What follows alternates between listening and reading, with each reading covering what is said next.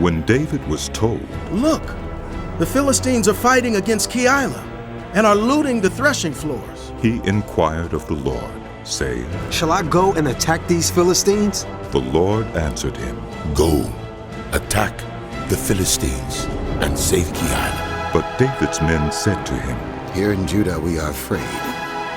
How much more than if we go to Keilah against the Philistine forces? Once again David inquired of the Lord, and the Lord answered him, Go down to Keilah, for I am going to give the Philistines into your hand. So David and his men went to Keilah, fought the Philistines, and carried off their livestock. He inflicted heavy losses on the Philistines and saved the people of Keilah.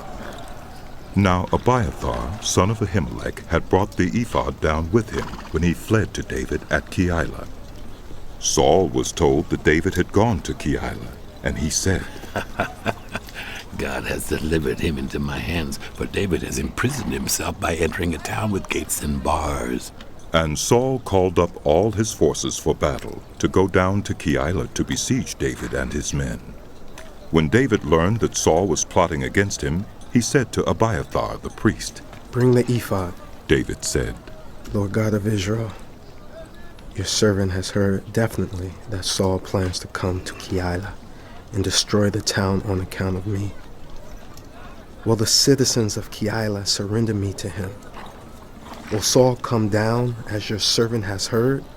Lord, God of Israel, tell your servant. And the Lord said, He will. Again David asked, Will the citizens of Keilah surrender me and my men to Saul? and the Lord said, They will. So David and his men, about 600 in number, left Keilah and kept moving from place to place. When Saul was told that David had escaped from Keilah, he did not go there. David stayed in the wilderness strongholds and in the hills of the desert of Ziph. Day after day Saul searched for him, but God did not give David into his hands. While David was at Horesh in the desert of Ziph, he learned that Saul had come out to take his life. And Saul's son Jonathan went to David at Horesh and helped him find strength in God. Don't be afraid. He said, My father Saul will not lay a hand on you. You will be king over Israel, and I will be second to you. Even my father Saul knows this. The two of them made a covenant before the Lord. Then Jonathan went home, but David remained at Horesh. The Ziphites went up to Saul at Gibeah and said, Is not David hiding among us in the strongholds at Horesh on the hill of Hakilah south of Jeshimon? Now, your majesty, come down whenever it pleases you to do so, and we will be responsible for giving him into your hands. Saul replied, The Lord bless you for your concern for me. Go and get more information. Find out where David usually goes and who has seen him there. They tell me he is very crafty. Find out about all the hiding places he uses and come back to me with definite information. Then I will go with you. If he is in the area, I will track him down among all the clans of Judah. So they set out and went to Ziph ahead of Saul. Now David and his men were in the desert of Maon in the Arabah south of Jeshimon. Saul and his men began the search, and when David was told about it, he went down to the rock and stayed in the desert of Maon. When Saul heard this, he went into the desert of Maon in pursuit of David. Saul was going along one side of the mountain, and David and his men were on the other side, hurrying to get away from Saul. As Saul and his forces were closing in on David and his men to capture them, a messenger came to Saul, saying, Come quickly! The Philistines are raiding the land! Then Saul broke off his pursuit of David and went to meet the Philistines. That is why they called this place Selah Hamalakoth. And David went up from there and lived in the strongholds of En-Gedi. After Saul returned from pursuing the Philistines, he was told, David is in the desert of En-Gedi. So Saul took 3,000 able young men from all Israel and set out to look for David and his men near the crags of the wild goats. He came to the sheep pens along the way. A cave was there, and Saul went in to relieve himself. It's David and his men were far back in the cave. The men said, This is the day the Lord spoke of when he said to you, I will give your enemy into your hands for you to deal with as you wish. Then David crept up unnoticed and cut off a corner of Saul's robe. Afterward, David was conscience-stricken for having cut off a corner of his robe. He said to his men, The Lord forbid that I should do such a thing to my master, the Lord's anointed, or lay my hand on him, for he is the anointed of the Lord. With these words, David sharply rebuked his men and did not allow them to attack Saul. And Saul left the cave and went his way. Then David went out of the cave and called out to Saul, My lord, the king! When Saul looked behind him, David bowed down and prostrated himself with his face to the ground. He said to Saul, Why do you listen when men say, David is bent on harming you? This day you have seen with your own eyes how the Lord delivered you into my hands in the cave. Some urged me to kill you, but I spared you. I said, I will not lay my hand on my Lord, because he is the Lord's anointed. See, my father, look at this piece of your robe in my hand. I cut off the corner of your robe, but did not kill you. See that there is nothing in my hand to indicate that I am guilty of wrongdoing or rebellion. I have not wronged you, but you are hunting me down to take my life. May the Lord judge between you and me, and may the Lord avenge the wrongs you have done to me. But my hand will not touch you.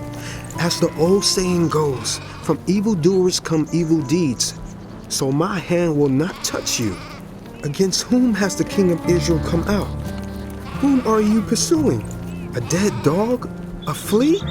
May the Lord be our judge and decide between us. May he consider my cause and uphold it. May he vindicate me by delivering me from your hand. When David finished saying this, Saul asked, Is that your voice, David, my son? And he wept aloud. You are more righteous than I, he said. You have treated me well, but I have treated you badly. You have just now told me about the good you did to me. The Lord delivered me into your hands, but you did not kill me. When a man finds his enemy, does he let him get away unharmed? May the Lord reward you well for the way you treated me today. I know that you will surely be king, and that the kingdom of Israel will be established in your hands. Now swear to me by the Lord that you will not kill off my descendants or wipe out my name from my father's family. So David gave his oath to Saul. Then Saul returned home, but David and his men went up to the stronghold. Now Samuel died, and all Israel assembled and mourned for him, and they buried him at his home in Ramah. Then David moved down into the desert of Paran. A certain man in Maon, who had property there at Carmel, was very wealthy. He had 1,000 goats and 3,000 sheep, which he was shearing in Carmel. His name was Nabal, and his wife's name was Abigail. She was an intelligent and beautiful woman, but her husband was surly and mean in his dealings. He was a Calebite. While David was in the wilderness, he heard that Nabal was shearing sheep. So he sent 10 young men and said to them, Go up to Nabal at Carmel and greet him in my name. Say to him, Long life to you, good health to you and your household, and good health to all that is yours. Now I hear that it's sheep shearing time. When your shepherds were with us, we did not mistreat them, and the whole time they were at Carmel, nothing of theirs was missing. Ask your own servants, and they will tell you. Therefore be favorable toward my men, since we come at a festive time. Please give your servants and your son David whatever you can find for them. When David's men arrived, they gave Nabal this message in David's name. Then they waited. Nabal answered David's servants, Who is this David? Who is this son of Jesse? Many servants are breaking away from their masters these days. Why should I take my bread and water and the meat I have slaughtered for my shearers and give it to men coming from who knows where? David's men turned around and went back. When they arrived, they reported every word. David said to his men, "Each of you strap on your sword." So they did, and David strapped his on as well. About 400 men went up with David, while 200 stayed with the supplies. One of the servants told Abigail, Nabal's wife, David sent messengers from the wilderness to give our master his greetings, but he hurled insults at them. Yet these men were very good to us. They did not mistreat us, and the whole time we were out in the fields near them, nothing was missing. Night and day they were a wall around us the whole time we were herding our sheep near them.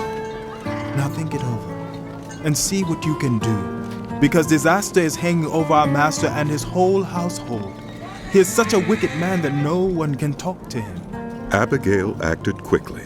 She took 200 loaves of bread, 2 skins of wine, 5 dressed sheep, 5 seahs of roasted grain, 100 cakes of raisins, and 200 cakes of pressed figs, and loaded them on donkeys. Then she told her servants, "Go on ahead, I'll follow you." But she did not tell her husband Nabal. As she came riding her donkey into the mountain ravine, there were David and his men descending toward her, and she met them. David had just said, "It's been useless. All my watching over this fellow's property in the wilderness so that nothing of his was missing. He has paid me back evil for good. May God deal with David, be it ever so severely, if by morning I leave alive one male of all who belong to him." When Abigail saw David, she quickly got off her donkey and bowed down before David with her face to the ground. She fell at his feet and said, "Pardon your servant, my lord, and let me speak to you. Hear what your servant has to say. Please, pay no attention, my lord, to that wicked man Nabal. He is just like his name. His name means fool, and folly goes with him. And as for me, your servant, I did not see the men my lord sent. And now, my lord, as surely as the Lord your God lives, and as you live, since the Lord has kept you from bloodshed and from avenging yourself with your own hands, may your enemies and all who are intent on harming my lord be like Nabal. And let this gift which your servant has brought to my lord be given to the men who follow you. Please forgive your servant's presumption. The Lord your God will certainly make a lasting dynasty for my lord, because you fight the Lord's battles, and no wrongdoing will be found in you as long as you live. Even though someone is pursuing you to take your life, the life of my lord will be bound securely in the bundle of the living by the Lord your God. But the lives of your enemies he will hurl away as from the pocket of a sling. When the Lord has fulfilled from my lord every good thing he promised concerning him, and has appointed him ruler over Israel, my lord will not have on his conscience the staggering burden of needless bloodshed or of having avenged himself. And when the Lord your God has brought my lord success, remember your servant." David said to Abigail, "Praise be to the Lord, the God of Israel, who has sent you today to meet me. May you be blessed for your good judgment and for keeping me from bloodshed this day, and from avenging myself with my own hands. Otherwise, as surely as the Lord, the God of Israel lives, who has kept me from harming you, if you had not come quickly to meet me, not one male belonging to Nabal would have been left alive by daybreak." Then David accepted from her hand what she had brought him, and said, "Go home in peace. I have heard your words and granted your request." When Abigail went to Nabal, he was in the house holding a banquet like that of a king. He was in high spirits and very drunk, so she told him nothing at all until daybreak. Then, in the morning, when Nabal was sober, his wife told him all these things, and his heart failed him, and he became like a stone. About 10 days later, the Lord struck Nabal, and he died. When David heard that Nabal was dead, he said, "Praise be to the Lord, who has upheld my cause against Nabal for treating me with contempt. He has kept his servant from doing wrong and has brought Nabal's wrongdoing down on his own head. Then David sent word to Abigail, asking her to become his wife. His servants went to Carmel and said to Abigail, David has sent us to you, to take you to become his wife. She bowed down with her face to the ground and said, I am your servant, and am ready to serve you and wash the feet of my Lord's servants. Abigail quickly got on a donkey and, attended by her 5 female servants, went with David's messengers and became his wife. David had also married Ahinoam of Jezreel, and they both were his wives. But Saul had given his daughter Michal, David's wife, to Paltiel, son of Laish, who was from Galim.